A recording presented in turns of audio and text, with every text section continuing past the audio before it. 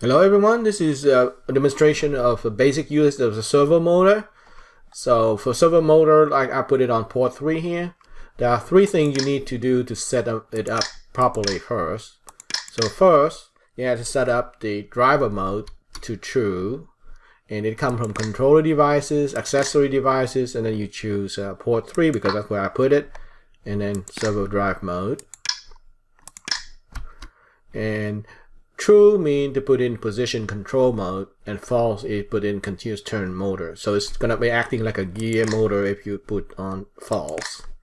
So we are on true. Once you've done that, you need to set up the motor speed also.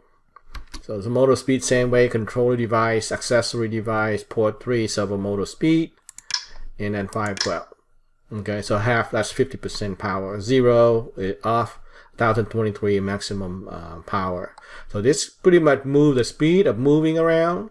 It also actually it also represents the torque level, that how much power it can hold to a certain position. So right now we are kind of half power. And then you put this command here to tell to go to 512, which is the center position here, the mid position. Right now, it's kind of off to the left a little bit, so it should read something bigger than 612 right now, 512 right now, I'm sorry. And then the command is to go to straightforward, essentially. And immediately I have a print screen with line. So it's going to read even this told to go to 512. This statement here not necessarily show 512 yet because it's still on the way to 512. So, and then I wait for the clap. When I clap, it gives the position. Hopefully we're going to see something around 512 or something around here. And then wait for another clap of mine.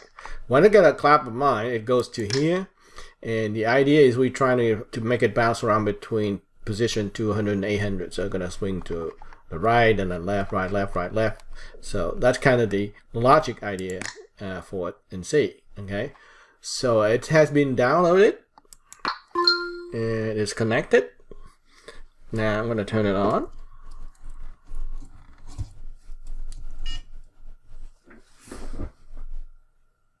Okay, you saw it physically outside. It moved to 512, but when it did the first print line of the position, you see it's 642. So that was the one that is started out around there, or a little bit right after it. So now waiting here, and it reads 642. So when I clap, it's going to show somewhere around 512, 513. 513, and it goes on and doing it. And so you see this code here is supposedly to bounce around between 200 and 800, and you see it just struggling here. Okay, and the reason is because every time you move it, you need to give it some time to get a chance to move it there. Okay, so like I probably need to give a little bit of delay time. So we need to have a little bit of delay time.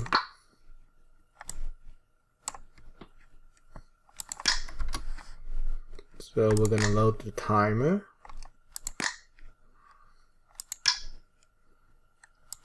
How much? Maybe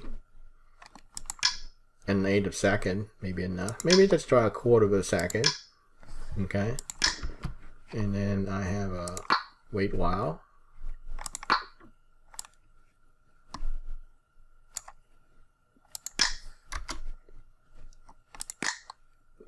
Timer.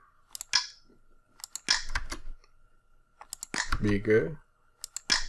And 0. Okay. And then I'm going to repeat the same thing here.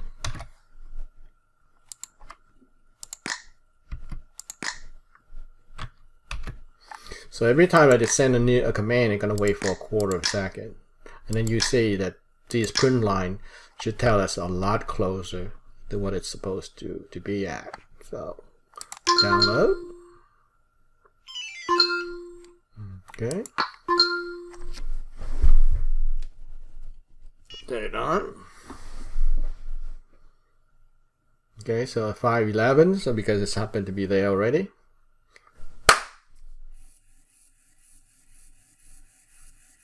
Okay. So swinging around between 200 and 512 though. Did not quite go to 800 here. Okay. So what's going on? So here we're back to using the timer, but we're going to use a 1 second now. And let's see how this works now. So it needs to be on. Download. Turn it on. It's already in the middle. Connect.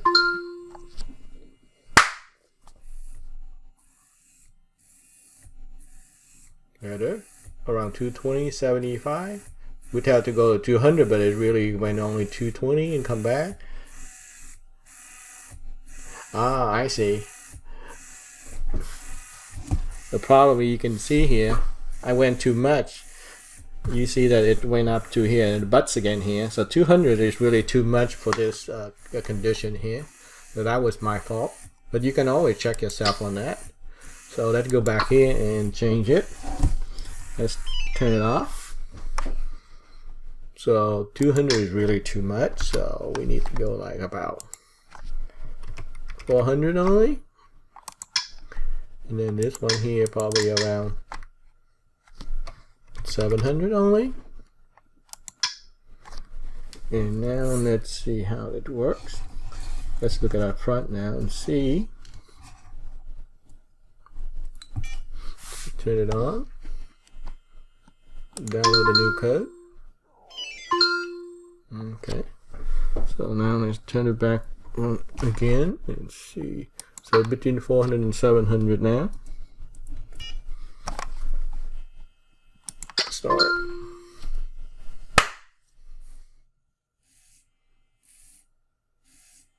Fold 2, 4, 694. So capable to get there.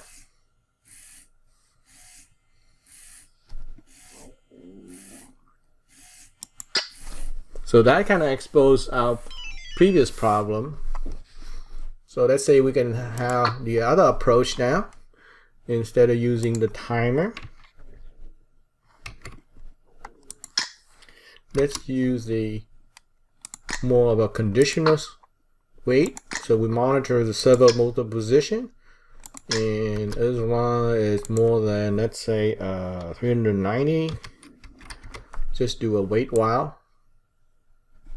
Oh, I'm sorry, more than 400 in let's say 15, let's say. So it's bigger than 415. Just wait while. And print screen to go to 700. We won't use a timer here anymore. And we're going to use a servo position. Number 3, servo position. And as long as it's less than, let's say 690, so close to where it was supposed to do. So that, because this in these wait while takes some time to do, so hopefully by the time it will get to 700 here and print it out close to 700, and here when it got close to 400 it will print it out. Okay, and let's see. So turn it on again and download. Let's go in here and get it, the display going, and let's see how it goes. Did it good this time or not? Okay, it was 509, 509 too. Clap. Okay. 412, 690. 412 is 15, 690. So the code run pretty fast. As soon as there, it printed out. So it did the code good.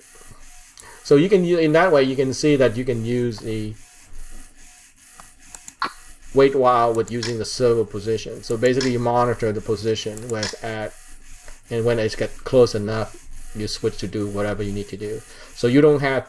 It's not a very good idea to use timer loop all the time, because sometimes it takes less than 1 second and what you do. So this is much better. Conditional control is a whole lot better.